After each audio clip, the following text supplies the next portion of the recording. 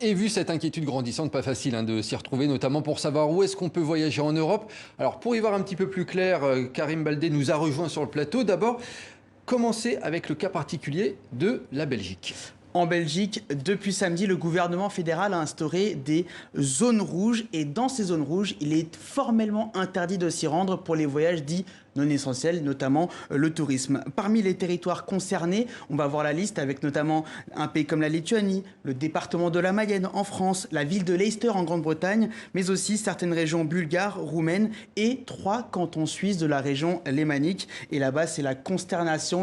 Les autorités ne s'y attendaient pas du tout. Alors face à ce tollé, la Belgique envisage un retour en arrière pour revoir cette liste, mais pas d'annonce pour l'instant.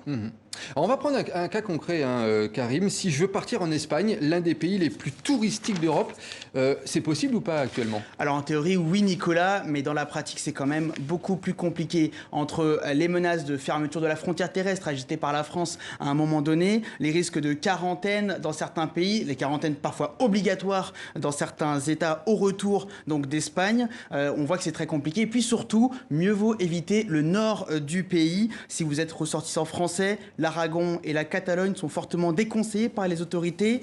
Pour les ressortissants belges, il est interdit d'aller en Navarre, en Aragon et dans 2 parties de la Catalogne, les provinces de Lleida et de Barcelone. Et d'autres États sont encore plus sévères comme la Grande-Bretagne où là, le gouvernement a déconseillé l'intégralité du pays. Ouais, si je veux aller ailleurs en Europe cet été, ça reste jouable ou pas?